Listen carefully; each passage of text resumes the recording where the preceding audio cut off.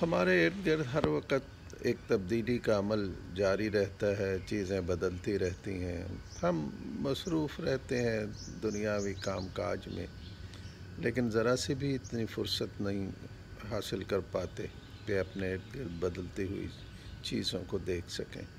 موسم بدلتے ہیں، پودے اپنے پتے جھاڑ دیتے ہیں، بے برگبار ہوتے ہیں، پھر ان پر پھول آنے لگتے ہیں۔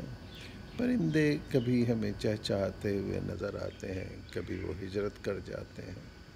ہم اپنے آپ پر اگر غور کریں تو کبھی چھوٹے سے بچے تھے، پھر ایک صحت مند توانا انسان ہو گئے، اور ہم اس رعنائی پہ، اس خوبصورتی پہ اتراتے بھی رہے، لیکن پھر کیسے چپکے سے ہماری وہ جوانی بڑھاپے میں ڈل جاتی ہے۔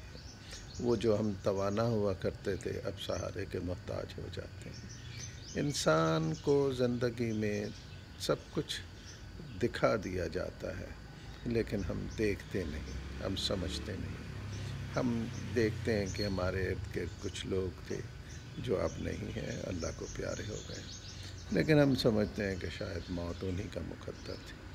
اگر ہم بیمار لوگوں کو دیکھتے ہیں تو ہم سمجھتے ہیں کہ صرف بیماری انہی کے لیے تھی، ہمیں تو بیمار ہونا ہی نہیں۔ یہ جو سوچ ہے یہ انسان کو اچھے عمل کرنے سے روک دیتی ہے۔ ہمیں بدلنا ہوگا۔ ہمیں لازم نہیں ہے کہ خود ایک بری صورتحال سے دوچار ہوں، ناپسندیدہ صورتحال سے دوچار ہوں تبھی سیکھیں، بلکہ ہم دوسروں کے ساتھ ہونے والے واقعات سے سیکھ سکتے ہیں، لیکن سیکھنے کی کوشش تو کرنی چاہیے۔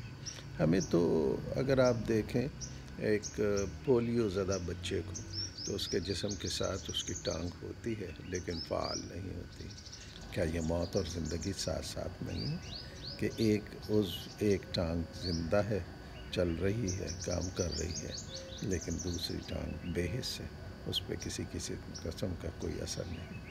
تو یہ موت و زندگی کا کھیل ہمارے سامنے جاری رہتا ہے، لیکن ہم دنیاوی معاملات میں اتنا مصروف ہو گئے ہیں، ہم اپنی ذات کے اندر اتنا چھپ گئے ہیں کہ ہمیں باہر ہوتی ہوئی تبدیلیاں نظر نہیں آتی۔ جب تک ہم اپنی ذات کے خول سے باہر نہیں آئیں گے اور ارد گرد ہونے والی تبدیلیوں کو سبق حاصل کرنے کے نقطہ نظر سے نہیں دیکھیں گے یا تجزیہ کرنے کے نقطہ نظر سے نہیں دیکھیں گے، اس وقت تک ہماری اصلاح ممکن نہیں۔